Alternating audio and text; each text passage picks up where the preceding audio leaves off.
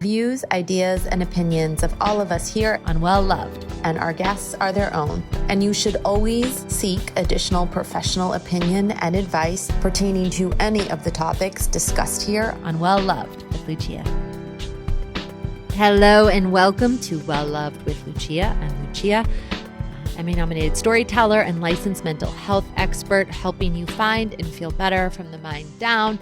That is what our show Well Seekers is about holistically. WellLoved is because there's just so much to talk about when it comes to relationships, and it actually is probably my favorite topic.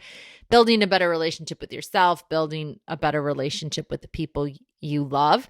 I felt like we need another show that is all things love, essentially. A retreat from your day, a treat for your day, focused on laughing, connecting, talking about relationships, sharing personal stories, expert advice, all of that focused on love.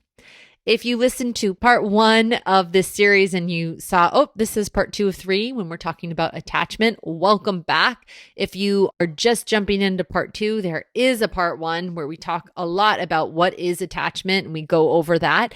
I would highly suggest it, since part 2 is really Dr. Chelsea Page coming back and helping you walk through this attachment style and your partners.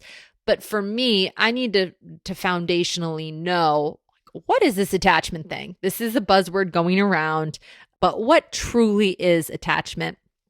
The theory, which started being developed in the 1950s, it's groundbreaking in the world of relationships. I will say emotionally focused therapy, which is, to me, the gold standard of couples counseling, is based upon attachment theory. Dr. Sue Johnson, if you haven't heard of her, Google her. We'll put some links. Her books are phenomenal. Maybe someday we will get her on the show. But for today, we have an equally phenomenal guest. Her name is Dr. Chelsea Page, and she has expertise in attachment as well.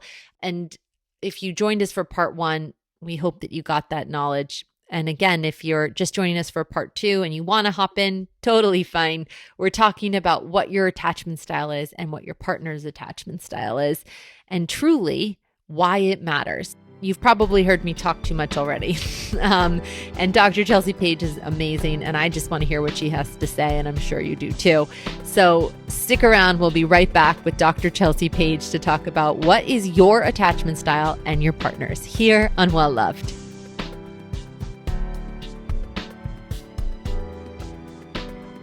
This is WellLoved with Lucia.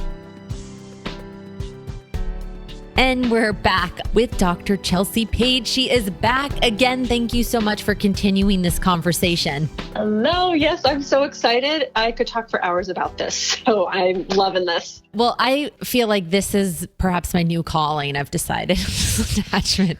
I just think there needs to be such a focus on it and the power of it. So last week, Dr. Chelsea, we were talking about, of course, attachment, what it means, how it's formed. And if you missed episode 1, I highly suggest just clicking on it to get the download on that as we hop into the second part, which is those 4 attachment styles that we talked about last week. So can you just tell us about them again, and can we dive into a little bit more detail on them? Yes. So just kind of a recap, kind of a bird's eye view of the 4 attachment styles is kind of the primary one that we want to strive for and feel and have is the secure attachment. So the secure attachment means, it's okay to be vulnerable. You trust others. You trust yourself. Closeness feels okay. So that's kind of the sum of that. Closeness is okay. Closeness is good. I like closeness. One of the other ones is avoidant attachment. This gets formed when we learn that closeness doesn't feel okay. Maybe you got hurt in the past. And avoidant is, I'm going to keep people at arm's length because I don't feel good getting close to you, because I'm too nervous to get close to you, but I'm going to deny that I'm nervous. But I'm just going to keep you at arm's length. And the anxious attachment, so this is kind of on the other end of the spectrum. Anxious attachment is, I need to be close to you all the time. I need to hold you close. I'm anxious about you being next to me. I'm afraid that maybe you're going to leave me. So I'm going to just hold you close as I can, as close as you'll let me. And so very different than the avoidant, which is, I'm going to keep you at arm's length. Anxiousness is, can we get any closer, please, please, please? Yes, absolutely. Can we talk about that in more detail first and start there? Yes. Anxious attachment. Where does it come from? It comes from our attachment that we learned and felt growing up, or some big instance that we had. I remember you mentioning in the last episode about after your divorce, and you're like, all of a sudden I was anxious. Like, where is this coming from? Oh my gosh, from secure to anxious. And it really, really took me just realizing hearing myself once, like, who is talking? Like, this is so unlike me to be saying these words. Luckily, I know what attachment is, right? And I was like, you are anxious, Lucia. Like, this is what's happening. So events, right? Either primary growing up events or something transitional that happens throughout your life that can change your attachment and make you more anxious. Do you think it's fair to say, though, Dr. Chelsea, that it also is sort of like, I see it manifesting sometimes as, not in myself, but in other relationships that I've worked with, I almost see it manifesting as like, I need you to make me feel okay. Yes. Yeah. That is a very good way to put it. And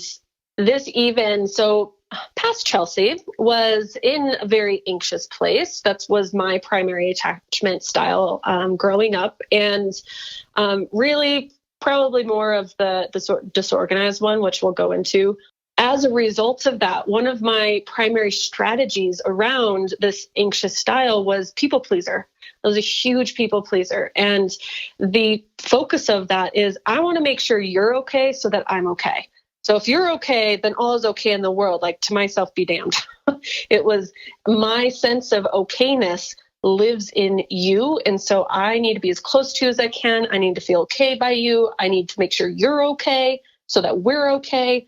Like, so much pressure on the other person. So much pressure on the other person, right? It's a lot of responsibility because true security can only come from yourself. Mm-hmm. If you're looking, and again, I say this from experience as well, so I'm with you on having experienced anxious attaching, true security can only come from yourself. And if you're looking for someone to complete that for you, obviously, if you're with someone who's secure, my experience, again, professionally and personally, is that they're adaptable a little bit more.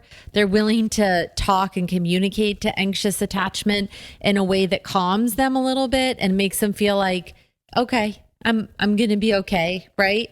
But if you're with an avoidant, it is like, so, quote, this is the word you may hear a lot, needy. Mm-hmm. Anxious and avoidant attachers, you'll hear, gosh, you're so needy, right? Or if you could just chill out. That's another big one I think avoidants tend to use with anxious attachers. Yes, it's because that wanting to feel close, this is where we get into kind of this negative cycle, this negative dance in relationships is, if you're more anxious and you're trying to go like after the other person, it's another word that can be used as pursuing. I'm pursuing this person.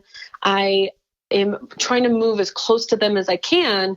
An avoidant attachment, that person who wants to keep people at arm's length, they're like, what are you doing? Mm-hmm. Why are you trying to get emotionally close to me? I don't like that. That's not okay. I'm going to label it as needy. I'm going to label it as bad in my mind. And I'm going to put my arm out even more and try to kind of like stiff arm, like the Heisman, right? The Heisman going out and going, nope, don't get any closer, which is then going to activate the anxious person to freak out on the inside and go, whoa, I can't get as close as I want to. And then they try to get even closer. The avoidant pushes away more. And now we're in this push-pull dance, which is not fun. No, and there's a video that I have that I'm going to put up as well that talks about that push-pull dance in great detail. Love it. Yeah, so that's the anxious style. Anything else that could, if someone is thinking, hey, I may be anxious, any identifiers? Yes. Anxious, I feel, is very outwardly focused in trying to, for lack of a better phrase, try to control the outside world, right? We talked about kind of trying to not necessarily control others, but I need to make sure everything outside of me is okay, so then I'm okay, because I don't have a sense of okayness inside of me, which is, secure attachment has, I'm okay inside myself and I trust you in intimacy with others. Anxious is, I'm not okay in myself. I have to make sure everything else is okay. And so I know this from very personal experience, people pleaser, trying to be perfectionist, trying to make sure I'm doing all the things to prove myself so that people can see me. And so if you have any of those things that are activated inside of you, you're probably more in the anxious place and feeling, if you're nagging your partner all the time, if you feel like, oh, every time we're in an argument or disagreement, you keep trying to want to keep talking and keep pushing for more, keep trying to get this other person out of their shell. And maybe if your partner calls you nagging or anything like that, you probably have more of an anxious side of you. So how can you tell though, if you're anxious? I always found this hard. And there is a test that I'm going to try and find a link to that helps you identify all these styles. And if we can find it, we'll absolutely put it up in big, bold letters so you can take that test. But how do you tell the difference between someone who's anxious or someone who's secure, maybe a little anxious, but mostly secure, and is just dating an avoidant party or person, and everything's going to feel needy, right? Everything's going to feel nagging to someone who is avoidant? Oh, yes. Yes. It's going to be less so coming from a secure person, but it's going to feel even more so coming from an anxious person because their kind of heightened sense of wanting to reach out for emotional connection is going to be really high in an anxious person. Whereas a secure person is, I want to reach out to you, but I'm not trying to like grab and hold on to you like a koala bear, which is going to then push the avoidant away. But it will feel the hints of neediness from the avoidant point of view. So you can be more in, well, honestly, this is like my relationship, or has been for a long time, although we've made some big changes and transitions, is I was a very anxious person, and with some hints of avoidant, which goes into that more disorganized. And my partner was more in the secure realm with a little bit of hint of avoidant in there. So you can kind of have a mixing pot of some things. So it's not just always set in stone, as we talked about before. Absolutely. Identifying your partner and what they are is just as important sometimes, so that you're not thinking, oh, I may be anxious. And it's like, no, you may be secure and just dating someone who's incredibly avoidant. That could be a possibility too. It can. And if I was like a fly on a wall to see, am I seeing a secure person and an avoidant person, or am I seeing an anxious person and an avoidant person? Really what happens in both of the anxious and avoidant people is your emotional intelligence inside of you is not as strong as someone who is in that secure place. So your sense of being vulnerable and sharing your wants and needs and doing it in a very calm and clear way and being very open. A secure person can hold the space emotionally, not only within themselves, but within another person. Like their sense of kind of, holding that emotional space, if you can understand that, can hold everybody. And so you can see, secure person would be saying, I really need a hug from you right now. I really want to be close to you. Whereas an anxious person would be like, you never hug me. Like, what's going on? What's happening? So it's very, very different. It's how you express the needs. Does that make sense? Oh, no, it does. And I love that. It also makes me feel like maybe I wasn't as anxious as I thought. Because I used to say stuff like that in a past relationship. We're getting really personal here. Sometimes I use personal examples, but I feel like they're a great illustrator. I was dating someone and I would say that and they would be like, oh, so needy. That's a sign of an avoidant. And I do feel like if you're secure with a little bit of anxiousness, and this was my experience, we're getting really personal, secure with some anxiousness and then being with an avoidant, just can set off that anxiousness. Yes. And it can start to get this, maybe there's like a little kind of dance going on, this little ping that's happening. And so maybe your anxiousness isn't as high, but as you move and continue in a relationship like that without any changes, it can start to keep building, like the momentum, almost like a snowball, can keep building and building. Because the more avoidant they are, the more your anxious side is start to kind of come out, because you're like, well, where are you? Like, I want to connect with you. So that's how we start to move in a more anxious place, even if you've been secure, because the other person's pattern and yours bouncing off of each other snowballs. Any other identifiers of anxious attachment that can potentially help someone listening right now? Well, this goes for both sides of avoidant and anxious, but you are expressing your needs, but you're not doing it in a very good way. Kind of in my example of, I really would love a hug from you right now versus, I really need a hug. You never give me hugs. Why don't you love me? All of these things. The anxious person really gets wrapped up in the meaning of things and doesn't slow down enough to actually see maybe someone who does love them if they're with a secure partner and avoidant. Of course, there's still love. So there's a lot of hyperactivation in the mind and in behavior that happens there. And just look at how different strategies you're trying to get as so close as you can and how you respond to any distance that happens in a relationship. Because if you're not okay with distance, an anxious person is going to try to close that gap in any way possible. And usually the way that the gap gets closed is from a nagging place or a blaming place or an arguing place or any of those pieces. I love that. Since we talked about avoidance in some specificity just previously, can you give us a little bit more detail on avoidance and then maybe some additional identifiers? Yeah. So the avoidant is somebody who is shut down. Because they keep an arm's length to other people emotionally, they also keep an arm's length to their own emotions and their own attachment needs, which are needs to feel, close and wanted and loved and connected with another. They shut that down. They pretend it's not there. They avoid themselves. This is what we do, how our own inner experience mirrors what we do on the outside. It's no, I don't need anybody. No, I'm totally fine by myself. You might find yourself that I don't even need to be in a relationship. And whereas a secure attachment person would be I'm totally fine not being in a relationship, but I still would really love to be in one. And I'm going to take actions to actually be in one. Avoidance, nah, me, myself, and I am good. I'm good. And so in a relationship, if you're building a relationship with someone, and if you are avoidant, you might feel kind of on the opposite side as we were talking, you might feel like your partner is whoa, they are nagging me all the time. They are wanting to hang out with me all the time. They're wanting to get too close. So if you're feeling they keep wanting to get close to me, why? Why do they want to get close to me? I don't want to get close. It's needy. I don't want to acknowledge needs because I can't even acknowledge them within myself. So somebody being around me who has needs, makes me nervous. I think those were great identifiers. I find if you're asking yourself, what is going on? You may be dating an avoidant. Mm-hmm. If you're slightly confused, right? Because if you're secure or anxious and you're really can't fathom why this person doesn't want to be there. Mm-hmm. So I do feel it leaves you asking yourself, maybe what is wrong with me if you're prone to anxious, but more, I feel something is off here.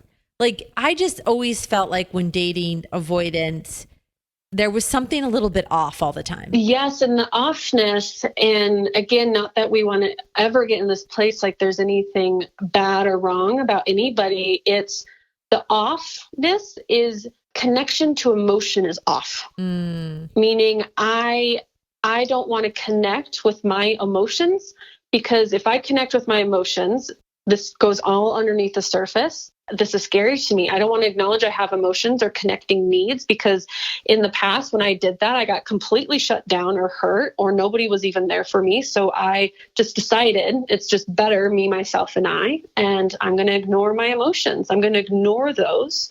And so that's the feeling of kind of the off is again, the statement of where are you? Where are you emotionally? I can't find you.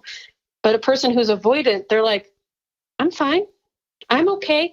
And this is somebody too who doesn't really have a lot of ups and downs in emotions. They're more kind of even keel. They pretend things aren't affecting them, although there's a whole bunch that's going underneath the surface that maybe they don't even know is going on in themselves. They're not connected to their emotions, where an anxious person is flooding in their emotions. Why do those two tend to gravitate towards each other? Because they do.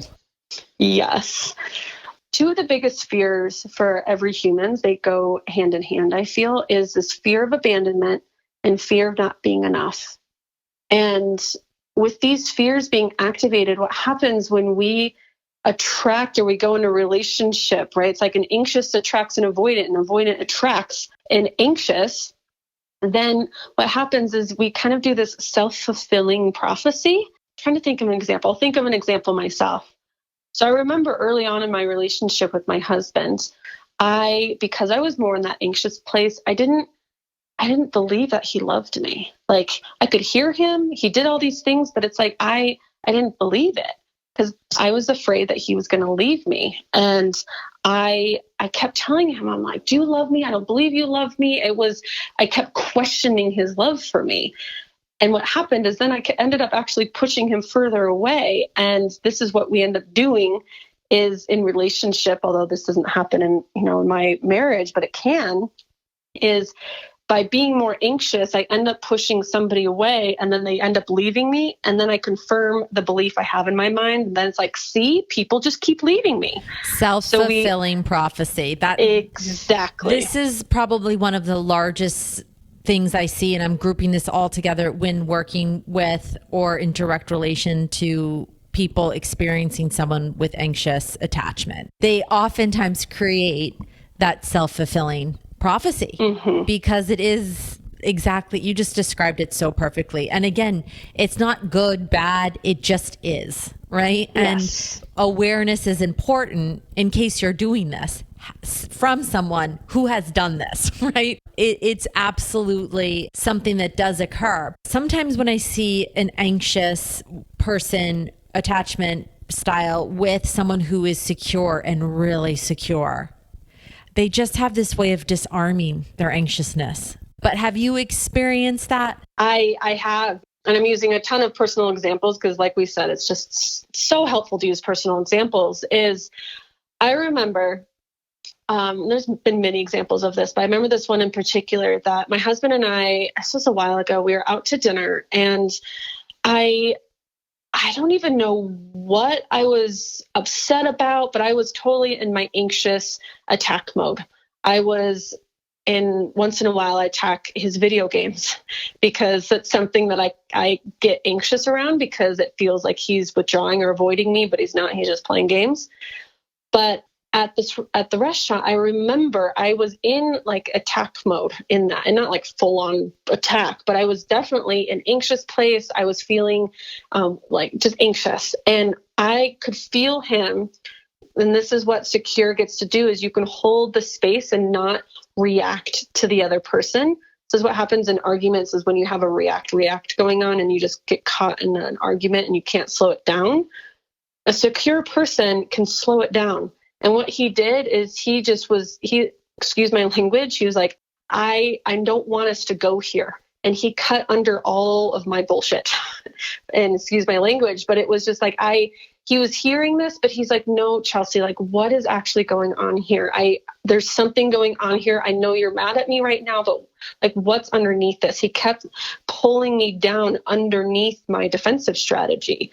And so his calm and secure place allowed my nervous system to calm down a little bit and for me to take a breath and go, oh, yes, okay, what I'm really actually trying to say is we haven't hung out in a long time and I just want to like go on more dates and I just am feeling really disconnected from you and it's making me really nervous. And that was able to happen because he was able to help me go down to that place, which sometimes I can't go down there on my own, to that vulnerability. Mm-hmm. Is it possible to have, I love that example. And that's you probably said it better than I've ever heard it described, which is just holding the space. Secure people can hold the space and put the pause in. Right? Put the pause in of what's really going on here. And, there was something that happened towards the end of one relationship where I remember catching myself and just getting so upset over something so minor that didn't matter. And then calling back and being like, this is what's really going on, right? Because I caught myself. It took me a couple minutes, but it's like, okay, I caught myself and I'm anxious and this is why. This is where what's so wonderful about relationships is even if in the moment you're not able to catch yourself, this is what happens when you start to shift and transition yourself into more of that secure attachment is you're going to get closer and closer to catching yourself. But it might be maybe 5 days later that you recognize, oh, yeah, I totally went into shutdown mode right there. As maybe you're an avoidant and you totally went shutdown mode. Maybe sometimes avoidance in arguments, they leave the room physically, or sometimes they leave the room emotionally, meaning they're still there, but they just shut down emotionally. Yeah, literally just shut down. Yeah, just shut down. And maybe you realize, maybe you're reflecting back 5 days later and you're like, oh, I totally did that. You can always go back and repair. You can always go back and repair and go, oh my gosh, honey, I realize I'm reflecting back, and that discussion we had, I completely shut down, and I realize it right now, and I'm plugging it into myself, and I'm going to keep doing better and better in this. And you'll catch it. Maybe it's 4 days later you catch it. And then maybe it's, an hour after the argument that you catch it. And maybe it goes to earlier on, you're like in it. This is one of the hardest when you're catching it in the moments where you breathe yourself down away from your reactive place. But you can do that. Just like in that example I gave with my husband, he was able to breathe us down and get back to that calm, secure place so we can actually share our vulnerabilities. Because ultimately, that is what intimacy is. My vulnerable heart being shared with your vulnerable heart, and we can both hold that space together. Absolutely. You talked about secure, so we should probably go into that. I mean, I think you described it well, right? Somebody who's able, and it's not to say they always do that, right? No. People who are secure can not want to get vulnerable all the time either, right? Yeah, we're human. We're human. Yeah. In general, willing to connect, wanting to connect, and being able to hold some space for you. And being vulnerable. And I have another example, if there's time. It. Sure. Is how there's this difference between a reactive conversation versus more of that secure place. And again, it's sharing our wants and needs from a vulnerable place, which usually is so quote unquote simple to say, but so hard to say. For example, like I really need a hug right now. Very simple to say, but it's like freaking scary to say, especially if you're anxious or avoidant, to admit those emotions. And an example of this, I referenced my husband's video games before, and I used to, in my reactive place, in my attachment style of more anxious, I would get triggered it would be this trigger of just seeing him play a game. Like he's not even doing anything, poor guy. He was like all innocent, just like playing his games. But all of a sudden, a trigger happens on the inside, and I'm like touching my belly right now. It usually happens in my stomach. It goes, uh-oh. And this whole reaction starts to come in of, uh-oh, oh my goodness, I'm not feeling close to him. And then I start to put meaning to it. Does he not love me? And if he doesn't love me, he's going to leave me. And that's really scary. I'm not expressing that to him right now. This happens like really quickly on the inside. And what I used to do was then go into attack, into the nag. You're always on your video games. You like never spend time with me. Always attacking the video games, attacking the thing that I thought was getting in the way of our closeness. But what do you think that did to him, the poor guy? It activated his system to then go on to the defense and then defend his video games and go like, why are you attacking my video games? This doesn't make any sense. And so we would get caught in this negative feedback loop where my needs, of course, were not being met at all. Whereas a secure attachment is when that ping happens inside of my stomach, because it still does from time to time. This is what happens. Our fears and our triggers makes us human. That's not the bad thing. It's how we react to them and how we engage with our fears and our triggers. So now from a more secure place, if I ever get that ping, and not always because I'm human, then I get to tell him, oh, I understand my need is I want some more closeness. And I can either tell myself, oh, he's just playing games. It's totally fine. We have date night tonight. So there's no reason to be worried about this. So I can kind of talk myself down from it.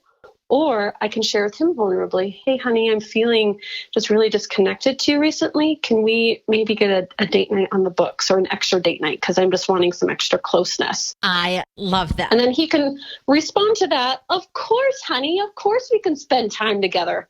Right? That's the vulnerability. What if they're avoidant? What do you think the response is going to be? Good question. Well, it would be, we just hang out yesterday. We just did this yesterday, like more of kind of downplaying a bit of your wanting and desire to hang out with each other. Oh, yeah. That sounds about right. Yeah. Having Yeah. dated someone that was avoidant. That sounds about right, for sure. Yeah, because they're going to be like, wait, what? You want to be close again? Because remember, closeness for avoidance, like, no, thank you. I'll pass. Yeah. It's like me and olives. It's like olives. I don't like olives. I'll pass. No, thank you. Oh, I love olives. Really? I mean, I'm Italian. I feel like it's just in me to love olives. Definitely not an olive gal. It's like that TV show, How I Met Your Mother, the olive theory, that one person in a relationship either loves olives and the other person doesn't. I think it's silly. Anyway. How would you describe, we have one more left, and thanks, Dr. Chelsea, for being so generous with your time today, too. Of course. How would you describe disorganized? So disorganized. So we didn't go full into it, but you can get the sense, as we talked about, more of the anxious and avoidant. Mm-hmm. There's different names that get put to this: disorganized, fearful. I call it sometimes like confused, internally confused attachment. And we talked about this, I think it was in our first episode, that it's this place where internally there's this push-pull going on. So internally you have this sense of, I'm not good really in the world, and I don't feel really good in close proximity to other people and that intimacy. But also there's a part of me that wants to be close and not close. So what I mean by that is it's this push-pull of, I want you to come closer and I want you to be intimately closer to me. But then if you get too close, I'm going to kind of like push and shove you emotionally away. But then my nervous system freaks out and goes, whoa, that's too far. And then I try to pull you closer again. But then I push you away. So this could look like maybe, I don't know, maybe last night you had this wonderful, intimately close connecting sexual, night with your partner, and it was really close and intimate. And then the next week, your partner is like completely distant. It's again, where did you go?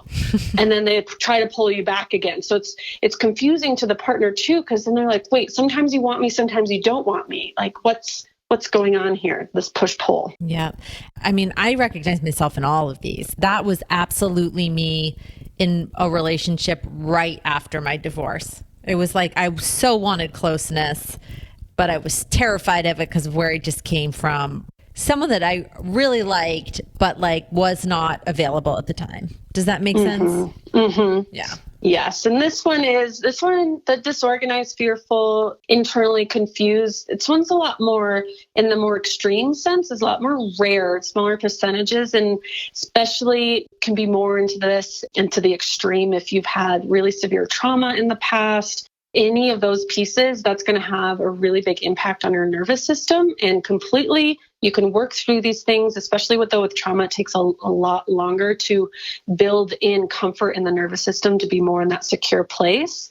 But we find, like you said, you're like, I could find myself into that a little bit. And I've definitely been in the disorganized place too, but more of kind of like my foot was dipped into that pool rather than like my whole body is in this pool of disorganization.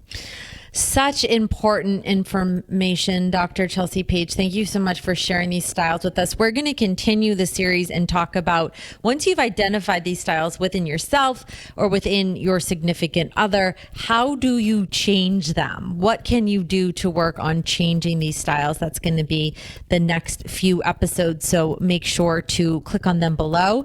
Dr. Chelsea, can you just give us your information again? So if people want to find you, they can find you. Yes. My website is drchelseapage.com, or you can find me on Facebook, Chelsea Page. So Page. And I'm all up in my personal page. I'm not really on my business page all that much, but also in my private Facebook group. So that's the best place to find me. Dr. Chelsea, thanks so much for joining us. A treat and retreat for your day. This is Well Loved with Lucia. Welcome back to Well Loved. Oh my gosh, so much information. I feel like we could do a whole show called Attachment Theory. But part of Well Loved is making sure we cover some of these foundational topics and theories like attachment theory. And sometimes we just can't do it in even 2 episodes because we do like to keep these short to the point so that you can actually listen to them in your day, because we know how busy everyone is.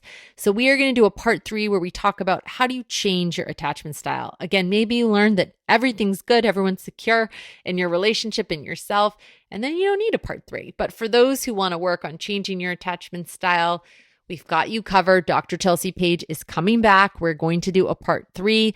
I'm going to release it all at the same time so you can listen to them 1, 2, 3. So you can find it on wherever you're listening right now, I promise, or the website wellseekers.com, and then just click on the show WellLoved. From all of us here at WellLoved, we are so happy you have decided to join us. Make sure to follow us on social media. You can follow me on Instagram at Lucia Naz, LuciaNazz. You can find us at WellSeekers, which is the company that produces WellLoved.